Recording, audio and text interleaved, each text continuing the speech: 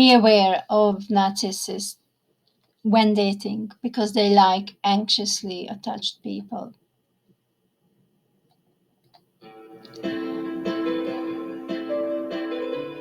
This channel supports people who have an anxious, preoccupied attachment style to be ready to enter into new relationships,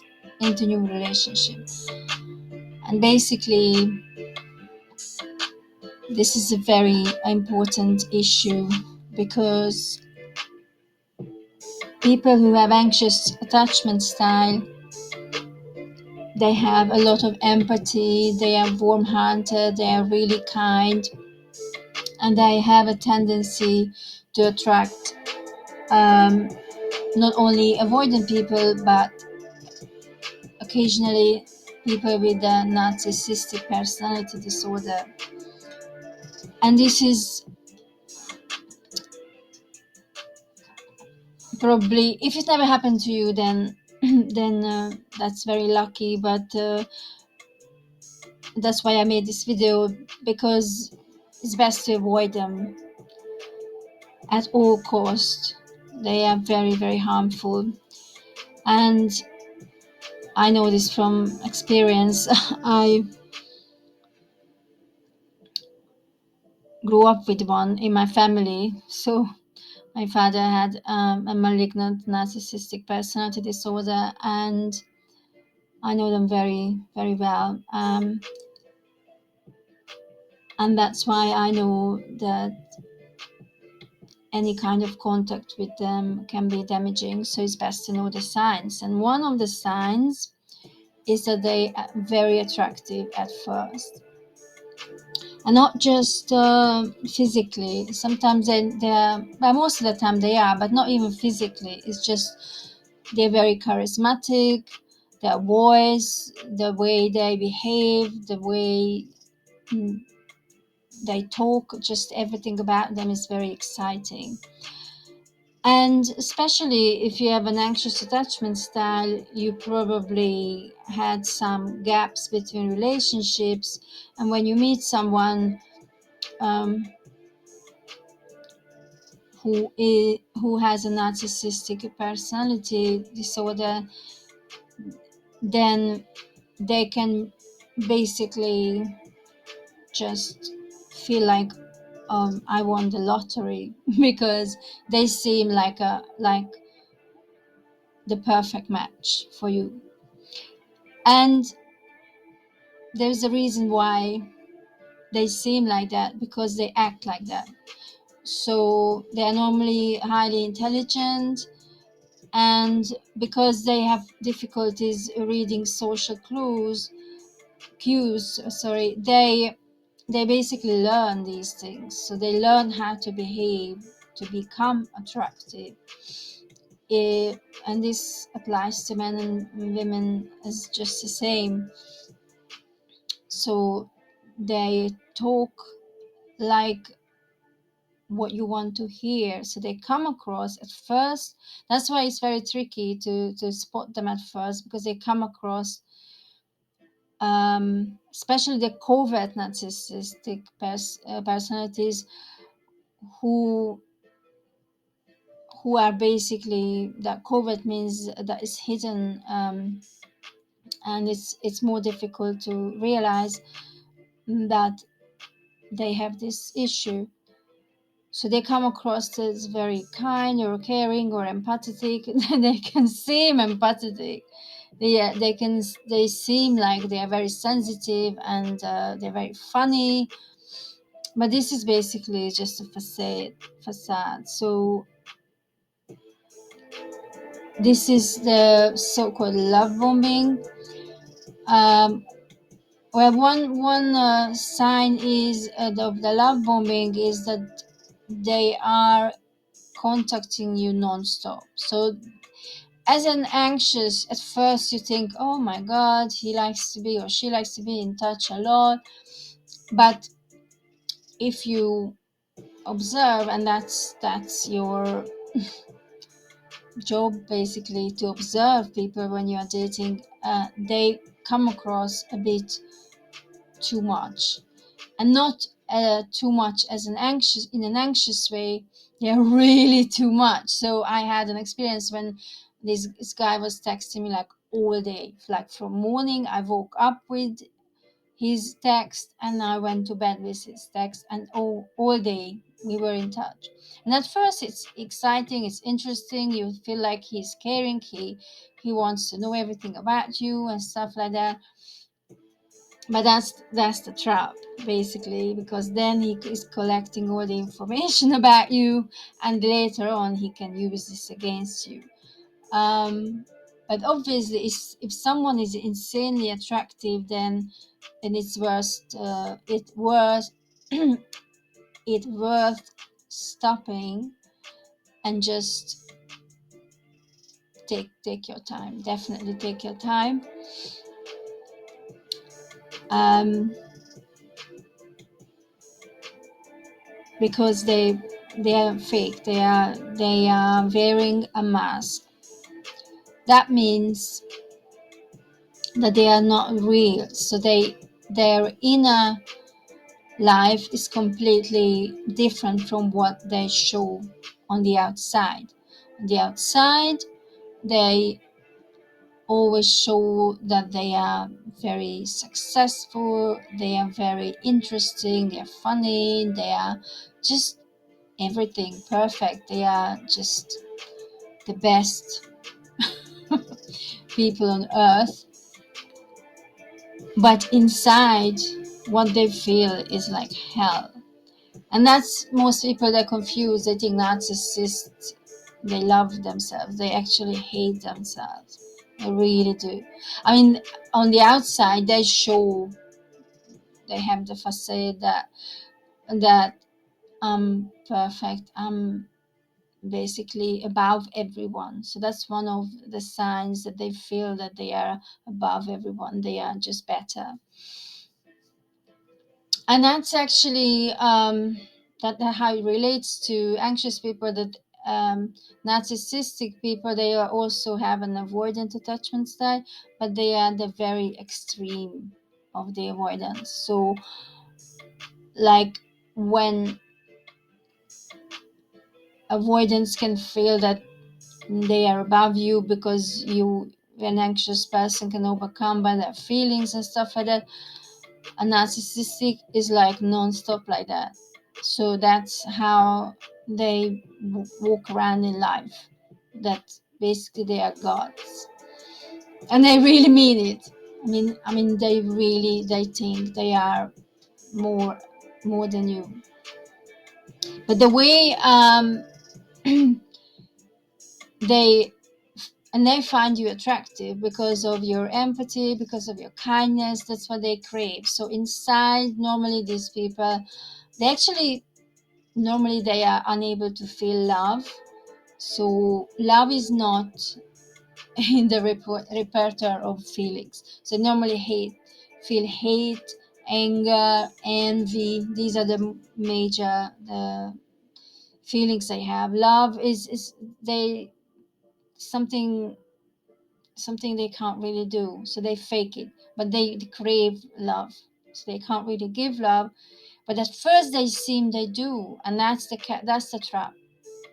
And that's why many people have a hard time to let go of them, because of the first, and it can be just a week or days, because very fast they find something in you that you're not perfect, and that's it. They devalue you and they dismiss you, and they do the same thing like avoidance do, because they do the same. They look for they find imperfections. So that's what I'm saying, they are extreme avoidance. But at first, and also avoidance behaves the same way. At first, they see that everything is perfect, and probably you see as well, everything is perfect. But nothing is ever perfect, except for when you meet a normal, a secure person or another anxiously attached person. You are full of love, you're full of care, you're genuine, you're honest. That's the major difference. That you like, and presumably you will learn to love yourself and like yourself, because secure people, that's their normal way. Anxious people have to learn this most of the time. But the narcissistic people, they're full of self-hatred. So they have a little, their inner child, um, is they hate their inner child. They hate that weak, vulnerable part of them that wants love, and that has anxiety and fear and all that sort of things. That's why they have the mask that I'm strong, I'm powerful, I'm everything but what I feel inside. So the way to see the cracks on the mask is just really observe them, how they behave, because very soon you will realize that what you see is not what you get.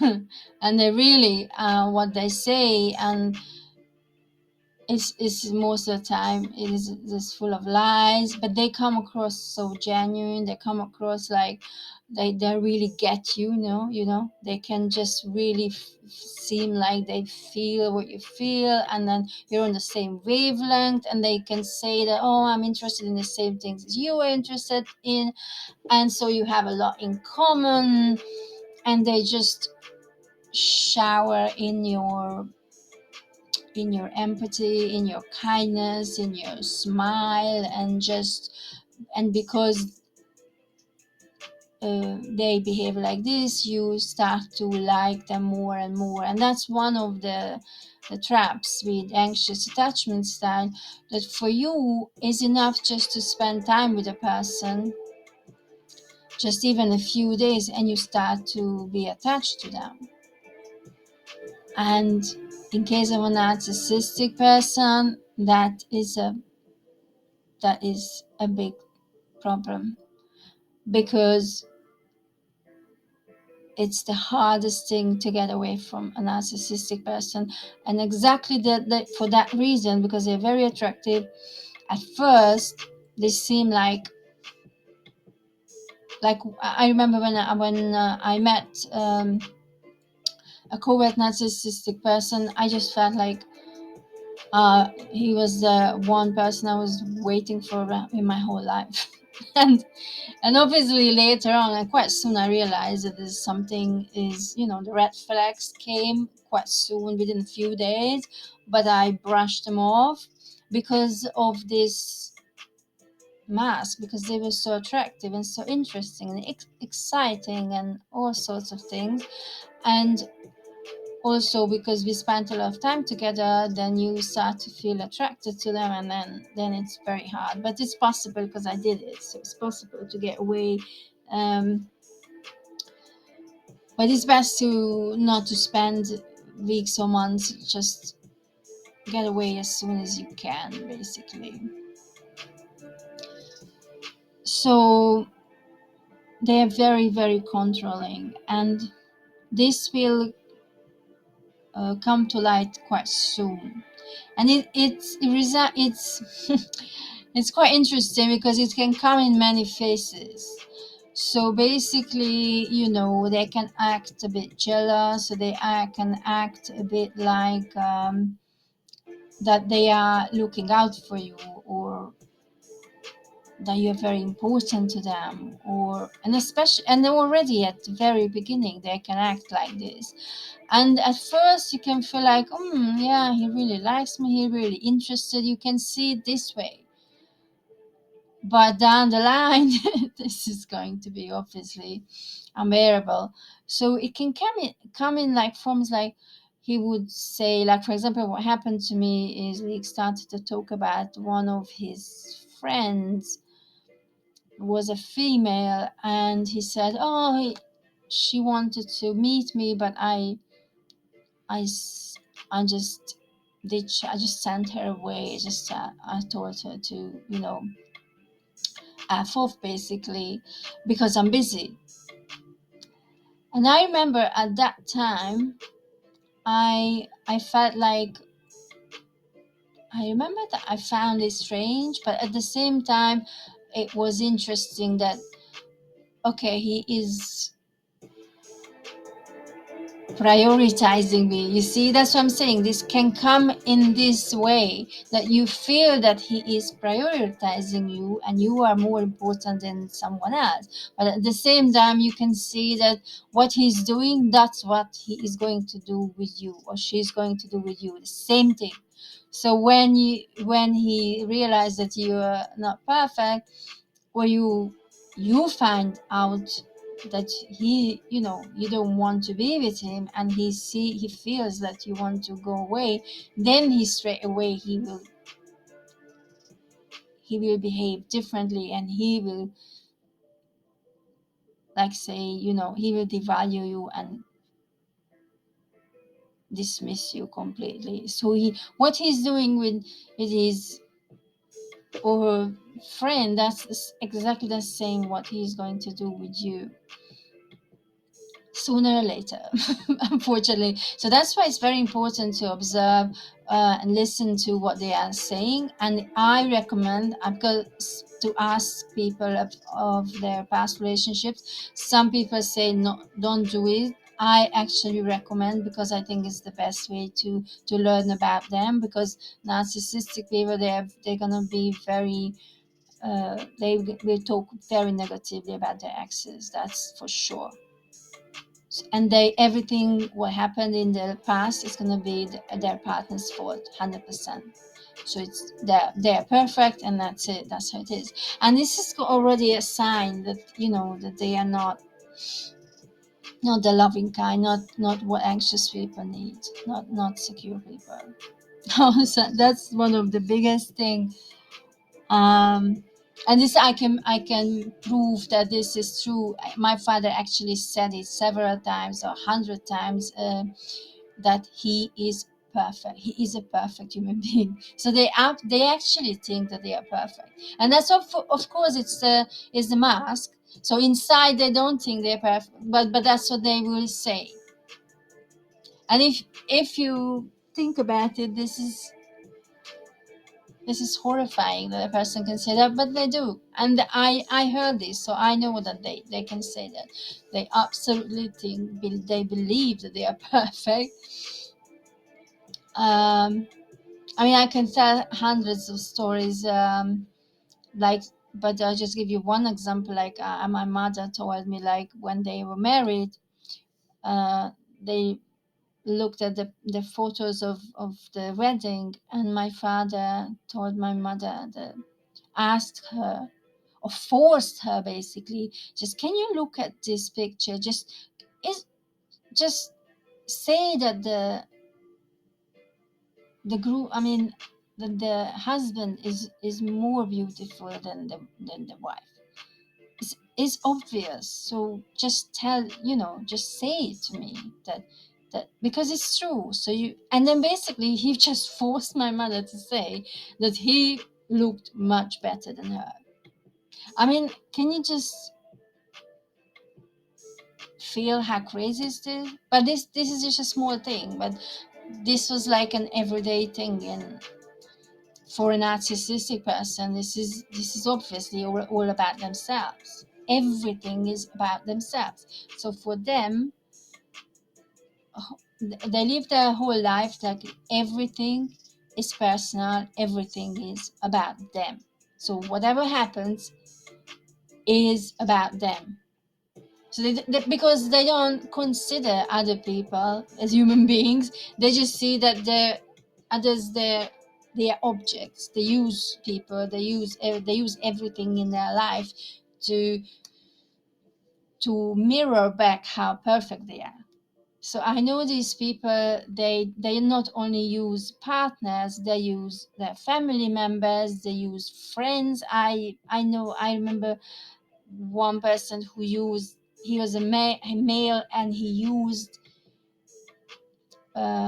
gay people as like friends, and when they met them, he just wanted to feel their affection, that they were attracted to him. He even used animals, just like, oh my god, these dogs they just love me, they just crave my love and stuff like that.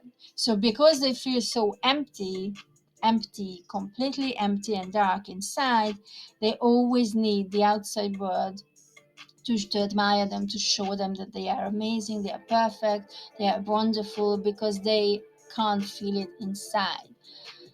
And one of the traps for anxious people is that they think that if they love them enough, they're going to change. Well, obviously these people are never going to change.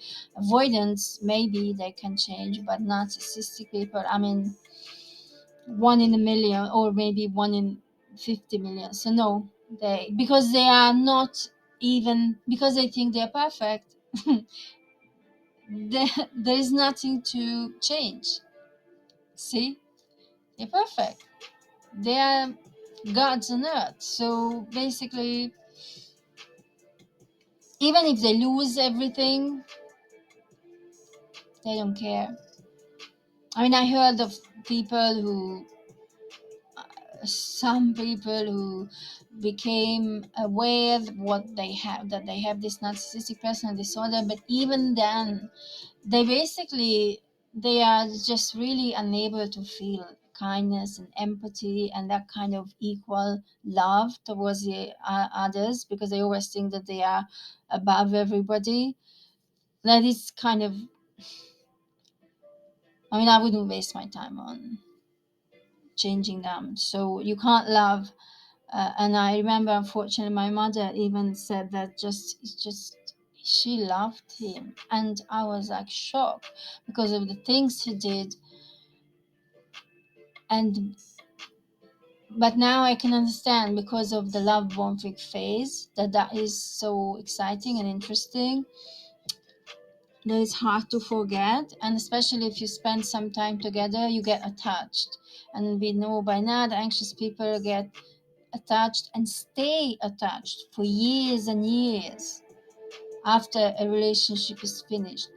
So even though you know they are not good for you, they are bad for you, they are horrible for you, they are damaging, they do just horrible things to you, and they will never love you the way you want to be loved, and the same way that you can love, you can even still be attached to that person. That's the hardest thing, I think, for anxious people to live with, that this attachment, this feeling that I'm still connected to that person, is gonna stay there nearly forever.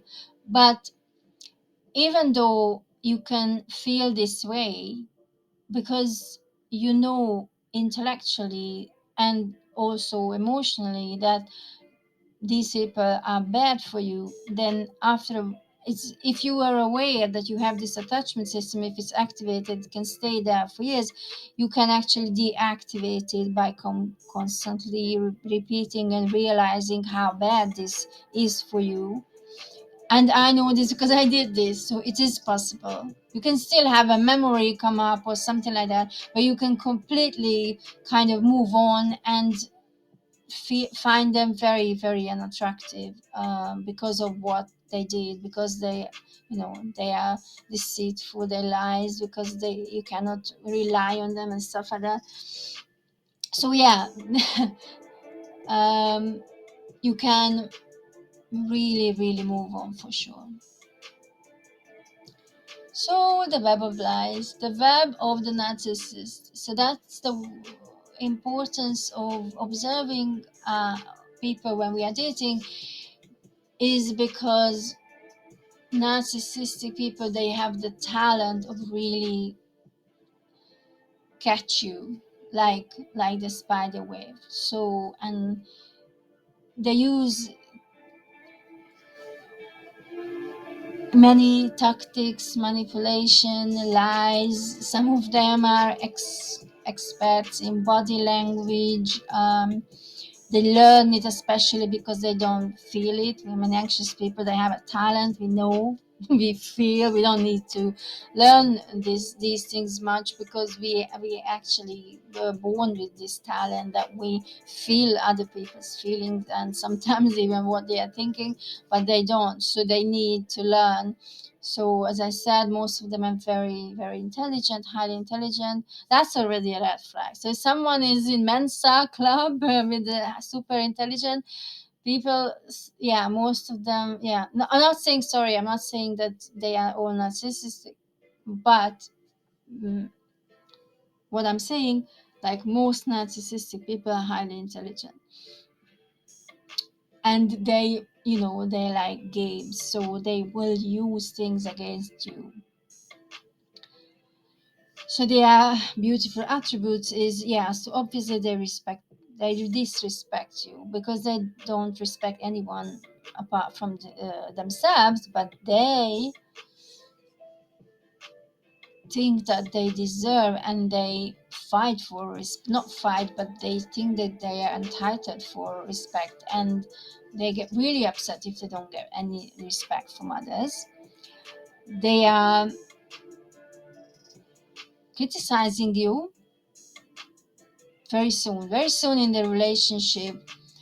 When you start dating, you will feel that they're here and there. You will hear little criticisms from them of your behavior, about your behavior, the way you look, your tone of voice, just many things. I experienced this. So the very soon they start criticizing you. The belittling also comes. So basically, if you make a mistake or you drop something, or just you don't remember something, they think you should. I mean, whatever. It just very soon they also start to belittle you. So they will show that they are above you, they are more than you, they are more intelligent, they are stronger, they are more successful, they are just everything, just above you completely. And their biggest weapon is the gaslighting, which I know like many people heard of this, but on this channel we are especially talking from the perspective of an anxiously attached person. And because we are very empathetic and kind and loving and caring, and even though we know that, you know this sometimes can cause problems, it's very hard for an anxious person to see the worst in others. We see the best in others, and that's why we are a good prey for narcissistic people, because they want to hear from their partner that, they are the best and they are perfect and they are amazing. And anxious people, that's what they do. They most of them, they put their partner on a pedestal until they learn that not to do that. And you know and that's why they find anxious people very, very attractive. So the gaslighting is basically when they do things like you question yourself, so they minimize what you feel, or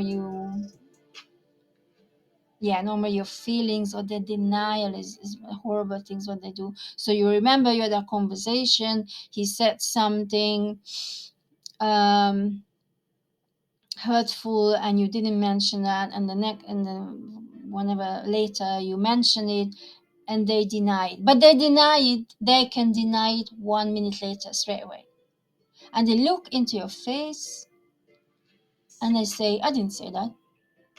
And then that's the gaslighting right there. So basically you question yourself, did he say it, did he not?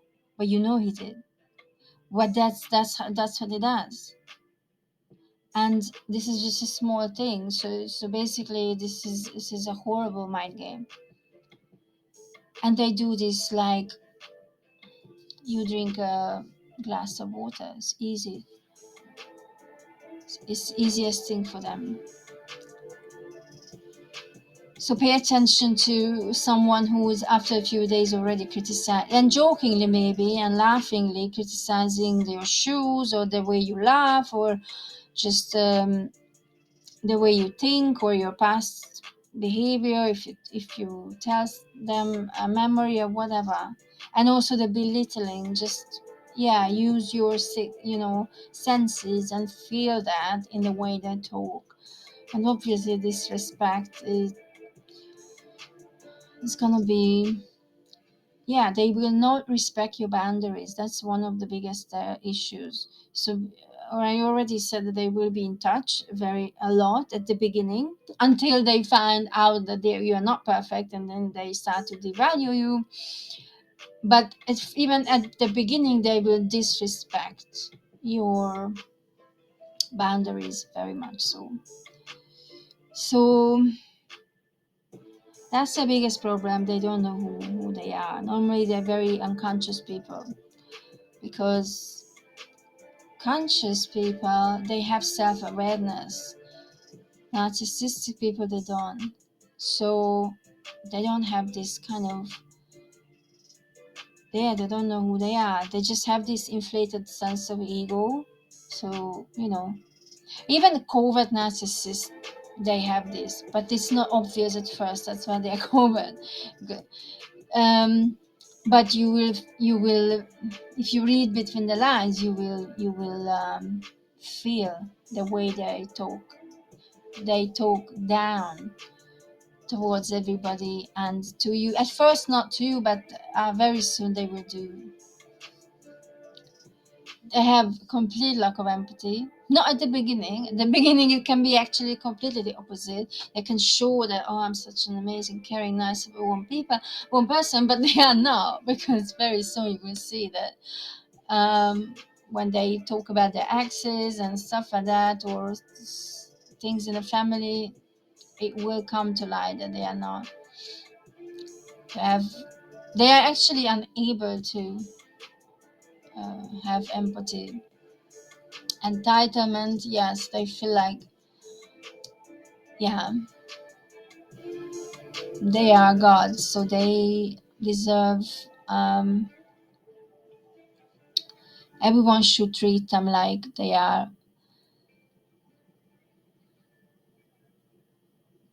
not saying they are king or queen, they are just more than that. So they're above everyone, and that's always with them. That's that never leaves them. And they can be very envious of you as well, and that can come to light quite soon. They're envious of your look, or you have more confidence. They're envious of your friends, or they're envious of just so many. They're envious of everybody and everything. What they don't have, or when they feel their ego is threatened by anything that they feel like a missing, a lacking. Even if someone tells a joke and others laughing, they're envious of that person, and that person is funny, and they will turn their attention towards themselves, which is crazy. They're gonna be envious of you, and that's not jealousy. And of course they will be jealous as well, but envy is another level. It's horrible, because if there's a little jealousy going on in a relationship, that's even can be sexy. That okay, the other person finds, so you can feel like, okay, he or she loves me, and the jealousy. But envy of your success, and and even these people as parents, they can be envious of their kids' success, which is just disgusting. But that's what they do. They're envious of, that's when you hear the mother is envious of the daughter's beauty and talents, and the father is envious of the child. And like, my father didn't allow me to, I was chosen to be a gymnast, an athlete, and they chose me several times because I was so like a born talent, and then he didn't allow me to go. After a few months, I had to stop. And when I realized that who he was, then yeah, so and he did the same with my brother as well. So these people are very envious. And the smoking gun is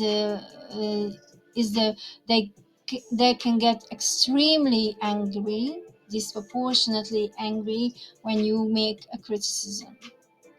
And then that's one of the biggest sign how you can recognize them. And if you just make a comment, like a tiny bit of criticism, and you can test this if you are suspicious there's something like this going on, and just make a tiny criticism, and you can see what you get. You will get a huge amount of anger coming out of them, lashing out at you, and they will just absolutely lose their mind over this small thing. Or if it doesn't happen to you, then you can see that happens with them towards others. So it can happen to waiters, or it can happen towards just anyone you get in contact with. They can get extremely angry and horrible, like with words and just everything. Just you will be shocked by their behavior, and that's the biggest sign that they are narcissistic. And obviously the need for admiration, I already said that, and that's why anxious people are good. Pray for them, because anxiously attached people, they really can, build up their partner because they love them so much, and they see the best in them. And if you know avoidance, they don't do this. Secure people are the same, but anxious even more. So anxiously attached people, they are the ones who give them the most love. Obviously, the other end of the spectrum in anxiously attached people is codependency. But I'm not talking about codependency, because that's that's not normally what happens with anxiously attached people, because uh, they normally, if they are not happy because they are not getting they not their love is not reciprocated, then they leave. So they don't stay in a relationship for years and years if they don't get what they need. So yeah, I'm not talking about codependency here. It's just normal anxiously attached people. They see the best in their partner. So basically, this is what I wanted to say. And please join my private Facebook group, the missing link, heading up from Hot and Cold Partners. And I hope this helped you. And when you are on the dating scene, you are gonna be more aware of narcissistic people. And as always, have a good day.